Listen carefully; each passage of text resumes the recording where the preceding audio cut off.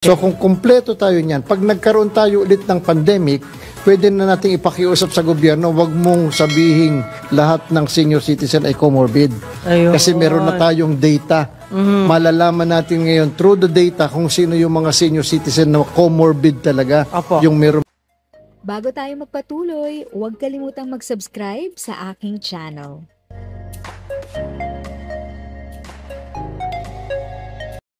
Thank you sa pag-click ng aking video. Good day po sa lahat ng mga nanonood. Sa mga bagong viewers at napadaan lang, by the way, I'm Tita Eda. Welcome to my channel. Ang channel na maghahatid sa iyo ng dagdag kaalaman tungkol sa government services, bagong mga balita at informative videos na galing sa legit na resources. Mag-subscribe na para updated ka. Talagang sila na yung tutubos sa mga problema ng mga elder natin. Alam mo, Commissioner, naalala ko lang kasi nung pandemic. Nung pandemic kasi, hindi ho nakakalabas na ng bahay that time, di ba? Yeah. Ito ho yung masakit. Pag simento ang bahay mo, pero wala ka na makain sa loob. Kayo ba, sir, kung hingian ng tulong ng mga dating may kaya naman talaga, pero ngayon talagang wala na. Dahil ang senior citizen yan, hindi yan talaga humihingi ng tulong. Kailangan yung mga anak, di ba? Yeah. Kusang tulungan yung kanilang mga magulang. Yun ang dapat natin intindihin. Sa inyo pong side, ano pong masasabi ninyo? Marami tayong na-experience nung COVID-19 na makakatulong sa atin ngayon sa Kongreso, sa atin personal, kung paano tayo magpo-programa kung sakaling naulit yung COVID-19. Ano ang gagawin natin? Yes, diba? Magbigay po kayo. So yung mga yung mga experience natin noon ay kailangan baguhin. For example, ang unang-unang order ng IATF nung magkaroon ng lockdown, yun daw senior citizen ay comorbid. Diba? Alam mo, naging senior ako 2020 February 11. Nung 2020 March 15, merong lockdown kaagad. Hindi ako makalabas. Wala akong maintenance, wala akong gamot, wala akong maintenance. Yung malakas ako, pero hindi ako pwedeng lumabas. Yes. Okay, now, since nagkaroon tayo ng ganong experience, meron kami ngayong programa, yung pag-create ng database. Kinukuha natin ang data ng mga senior citizen, pati yung kanilang health profile.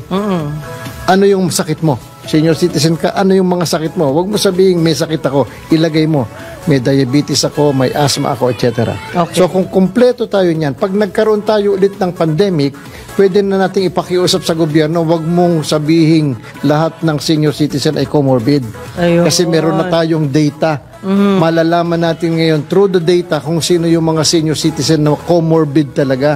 Yung meron mga sakit. So yung mga experience na hindi maganda ng COVID-19, from the experience, gagawa tayo ngayon ng mga programa para kung sakaling mauulit yung ganong sitwasyon, alam na natin kung paano natin i-approach. Nako, yan yung tamang gagawin dapat ng mga nasa gobyerno. Yung solusyon dun sa nakaraang problema. Hindi ho problema na paulit-ulit na nangyayari, no? Thankful ako sa inyo. Tama po yan. At ako'y bumibilib naman dun sa mga ganyan din mag-isip. Yung solusyon, nakita na ninyo, tama ho yun. Ano man yung naging problema ng isang departamento, di ba? Dapat hanapin na natin ang solusyon at ready na tayo dapat, di ba, sir? Sa barangay, meron daw nagpa-sign from DSWD ng details, tapos ano yung kasalukuyang problema ni lolo at lola o ni nanay at tatay, yan po ay about senior citizen. Ano pong nangyari doon sa mga nakapirma sa DSWD? Walang ayudang dumating para doon sa mga pumirma.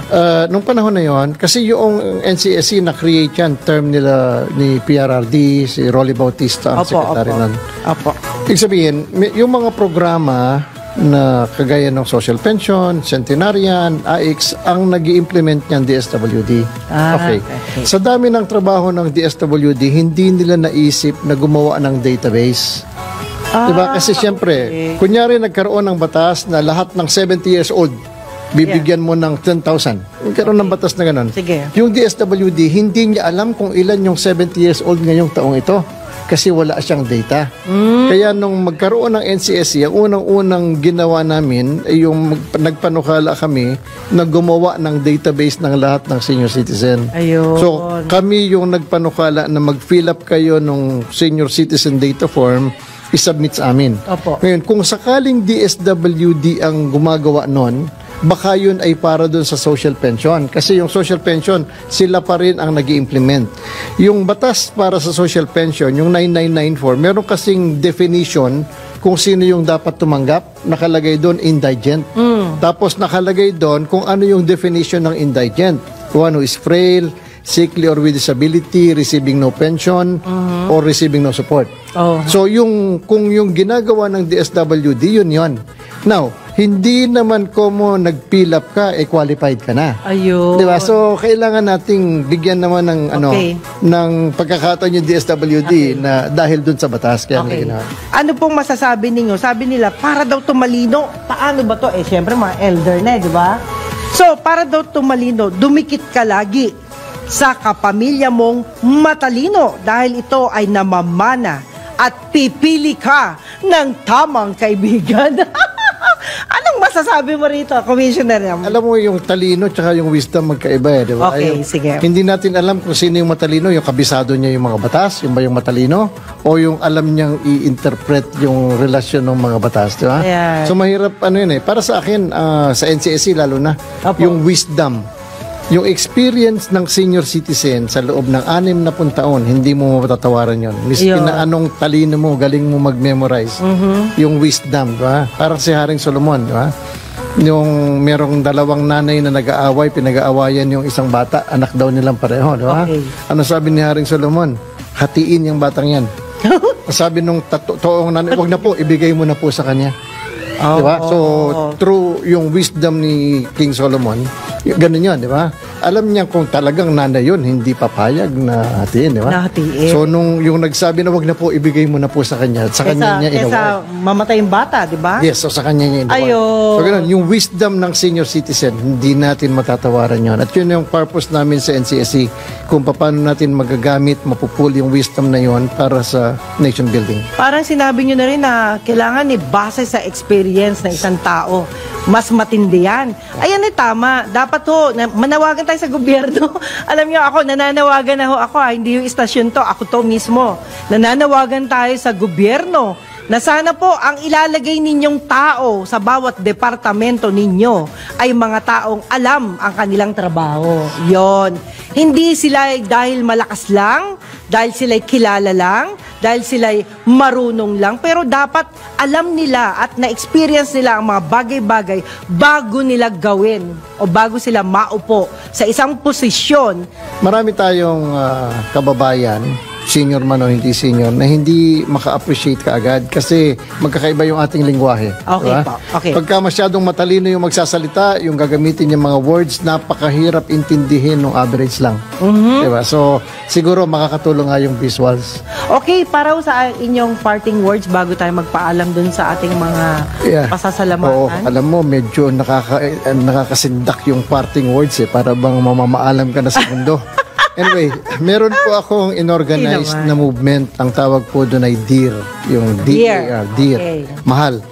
Ang acronym po yun ng Defenders of Elderly Acquired Rights. Wow! So pagka po sumapi ka doon sa movement na yun, wala kang kailangan bayaran, wala kang kailangan mangangako ka lamang na palagi mo i-defend ang rights ng senior citizen. Paano? Ayan. Pag sumakay ka ng bus, at merong nakaupo doon sa upuan para sa senior citizen, tawagan mo yung konduktor. Baka pwede natin siyang palipatin kasi baka may umakyat na senior, mahihirapan pa mapapahiya. Yun. Pag kayo ay nasa bangko o nasa city hall at merong pila, merong senior, merong hindi senior, tawagin mo yung atensyon ng gwardiya. Baka pwedeng paunahin natin yung senior. Oh, that's good. Kasi hiyain mo yung tao. Pag kumakain kayo sa isang fast food at merong senior citizen talaga, nakalimutan niya yung ID niya, senior nga malilimutin na, di ba? Pero nakita naman natin sa itsura, senior baka na. Pwede nating pakiusap doon sa manager. Wag mo namang, baka pwede, wag mo nang hanapan ng ID yan, di ba? Kung ayaw mo, sige, ako na lang magbibigay ng discount para sa kanya. Yun lang yung konsepto ng DEAR movement. Kapag ka lahat ng Pilipino ginagawa yon, ini-embrace yung concept ng DEAR movement, masarap maging senior sa Pilipinas. Ayan. If sa tingin mo, natulungan ka ng video ko na ito, nakasave ka sa oras mo, you can click yung thanks button at any amount ay malaking help sa pag-grow ng channel ko. Yun lang po muna ang aking update. Sana ay nakatulong na dagdag kaalaman ang aking shinare today. Ang goal ng aking channel ay mag-create ng awareness.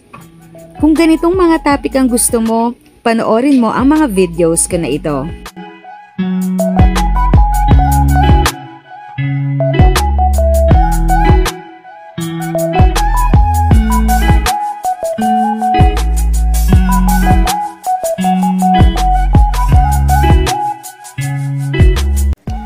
Thanks for watching! Kung may kapamilya, kaibigan o kakilala sa tingin mo ay magiging interesado sa video, please share or tag sila sa comment section. At syempre, if nagustuhan mo ang video, i-like mo na ito at subscribe ka na din. As always, feel free to write your questions, comments, and opinions respectfully. And continue to be a blessing and stay safe!